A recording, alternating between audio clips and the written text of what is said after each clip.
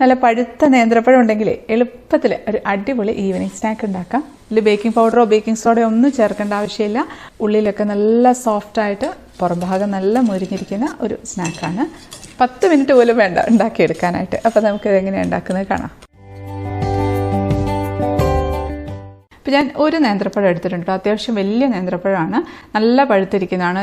ഇത്രത്തോളം പഴുത്തോ അത്രയും ടേസ്റ്റി ആയിരിക്കും. ഒരുപാട് തൊലിയൊക്കെ കറുത്ത പഴമൊക്കെ കഴിക്കാൻ കുട്ടികൾക്കൊക്കെ ബുദ്ധിമുട്ടായിരിക്കും. അപ്പോൾ അതെടുത്ത് നമുക്ക് ഉണ്ടാക്കാം.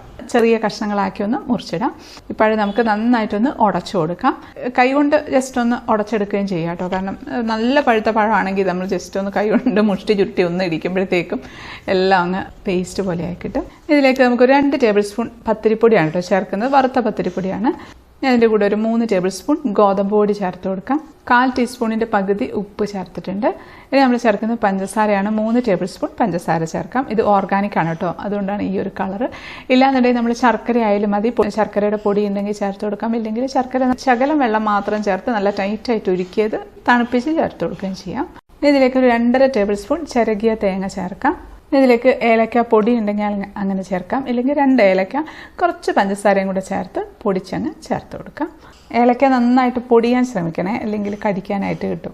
ഇനി നമുക്കിതൊന്ന് കുഴച്ചെടുക്കണം. വെള്ളം ചേർത്തല്ല കുഴയ്ക്കുന്നത്, പാല് ചേർത്താണ്. അപ്പോൾ നമ്മുടെ ഈ ഒരു സ്നാക്ക് നല്ല സോഫ്റ്റ് ആയിട്ട് കിട്ടും. ബേക്കിംഗ് പൗഡറോ ബേക്കിംഗ് സോഡോ ഒന്നും ചേർക്കേണ്ട ആവശ്യമില്ല. 2-3 ടേബിൾ സ്പൂണൊക്കെ പാല് ചേർത്താൽ മതിയാകും. നോക്കി ആവശ്യത്തിന് കുറേശ്ശെ ഒഴിച്ച് കുഴച്ചെടുക്കാം. ഒരുമിച്ച് ആദ്യമേ ഒഴിച്ചു പോകേണ്ടത്. അധികമായി പോയാൽ അത് എണ്ണ കുടിക്കും. തീരെ കുറഞ്ഞു പോയാൽ കട്ടിയായി പോവുകയും ചെയ്യും. പിന്നെ ഇതിൽ പഞ്ചസാര ചേർത്തിട്ടുണ്ട്. അപ്പോൾ നമ്മളിത് കുഴച്ച് വരുമ്പോഴത്തേക്കും അത് മെൽറ്റായിട്ട് അതിൻ്റെ വെള്ളം കൂടെ ഒന്ന് മനസ്സിൽ വെച്ചേക്കണേ കുഴയ്ക്കുന്ന സമയത്ത്. ഞാൻ കൈ വെച്ച് കുഴയ്ക്കാൻ കേട്ടോ. കൈ തന്നെയാണ് ഏറ്റവും ബെസ്റ്റ്. നമുക്ക് എന്ത് ചെയ്യാനാണെങ്കിലും അടുക്കളയിൽ സ്പൂൺ കൊണ്ടൊക്കെ ചെയ്യുന്നില്ല, കൈ കൊണ്ട് ചെയ്യുമ്പോൾ നമുക്കൊരു പെർഫെക്ഷൻ കിട്ടും. അപ്പോൾ അത് കുഴച്ചെടുത്തിട്ടുണ്ട്. ഇത് മതി കേട്ടോ. ഇനി ഇൻ കേസ് ഇത് ലൂസായി പോയിട്ടുണ്ടെങ്കിൽ കുറച്ച് ഗോതമ്പ് പൊടി കുറച്ച് പത്തിരിപ്പൊടിയും കൂടെ ചേർത്ത് കൊടുത്താൽ മതി. പക്ഷേ പൊടി അധികമായി പോകരുത്.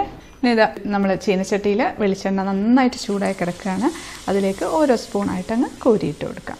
ചെറിയ ക്വാണ്ടിറ്റിയിൽ ഉണ്ടാക്കാം കേട്ടോ. അപ്പോഴത് പെട്ടെന്ന് നമുക്കത് ആയി കിട്ടും. തീ ഒരുപാട് കൂട്ടി വെക്കേണ്ട, ഉള്ളിൽ വേവില്ല. തീരെ കുറച്ചും വെക്കേണ്ട, ഒരു മീഡിയം ഫ്ലെയിമിൽ വെച്ചിരുന്നാൽ മതി. അപ്പോൾ അത് ഇട്ട് കഴിയുമ്പോഴത്തേക്കും അത് പെട്ടെന്ന് തന്നെ ഇതിങ്ങനെ നന്നായിട്ട് പൊങ്ങി വരും കേട്ടോ. നമുക്ക് മറിച്ചിട്ട് കൊടുക്കാം. ആ സൈഡായി കഴിയുമ്പോൾ മറിച്ചിട്ട് നല്ലൊരു ഗോൾഡൻ ബ്രൗൺ കളറാവുന്ന സമയത്ത് നമുക്ക് ഇങ്ങനെ എടുക്കാം. അടിപൊളി നല്ല ഉരുണ്ടിരിക്കുന്ന നമ്മുടെ സ്നാക്കാണ്. നമ്മൾ ബേക്കിംഗ് പൗഡറോ ബേക്കിംഗ് സോഡയോ ഒന്നും ചേർത്തിട്ടില്ല. എന്നിട്ടും നല്ല ഗുണ്ടുമണികളായിട്ടിരിക്കുന്ന സ്നാക്കാണ്. നമുക്കിതിങ്ങനെ എണ്ണയിൽ നിന്ന് എടുത്ത് ഇതിലേക്ക് ഇട്ട് കൊടുക്കാം. അടുത്ത സെറ്റും നമുക്ക് ഇട്ട് കൊടുക്കാം. അത് നമുക്ക് വേണമെങ്കിൽ കൈ കൊണ്ട് ഇട്ട് കൊടുക്കാം കേട്ടോ. ജസ്റ്റ് കൈ കൊണ്ട് ഇങ്ങനെ എടുത്ത് എണ്ണയുടെ തൊട്ട് മുകളിൽ ഇങ്ങ് പിടിച്ചാൽ മതി. അത് നൂറുന്ന അതിലേക്ക് വീണോളും. കുട്ടികളൊക്കെ ആണെങ്കിൽ സ്പൂൺ കൊണ്ട് ചെയ്താൽ മതി കേട്ടോ. അതുകൊണ്ടാണ് ആദ്യം ഞാൻ സ്പൂൺ കൊണ്ട് കാണിച്ചത്. പക്ഷെ നമുക്കൊക്കെ ചെയ്ത് ഏതൊരു എക്സ്പീരിയൻസ് ഉണ്ടാവുമല്ലോ, അപ്പോൾ കൈ കൊണ്ട് ചെയ്യാനായിരിക്കും കുറച്ചുകൂടെ ഈസി. അപ്പോൾ നമ്മളിത് മൊത്തം ഒരു 20 എണ്ണമൊക്കെ ഉണ്ടാക്കിയിട്ടുണ്ട് കേട്ടോ. വളരെ ചെറിയ സ്നാക്കാണ്. കണ്ടില്ലേ, നല്ല മുരിഞ്ഞാണ് ഇരിക്കുന്നത്. നമുക്കൊന്ന് ടേസ്റ്റ് ചെയ്ത് നോക്കാം. കഴിക്കട്ടെ.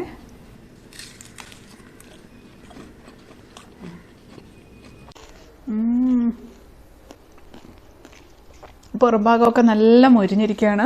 ഉള്ളിലാണെങ്കിൽ നല്ല സോഫ്റ്റ് ആട്ടോ. നമ്മൾ ബേക്കിംഗ് സോഡയും ബേക്കിംഗ് പൗഡറും ഒന്നും ചേർക്കാതെയാണെന്ന് പറയുകയില്ല. പഴത്തിൻ്റെ നല്ല ഫ്ലേവർ വരുന്നുണ്ട്. ഒരു പ്രത്യേക ടേസ്റ്റാണ്. എല്ലാവരും ഉണ്ടാക്കി നോക്കണം.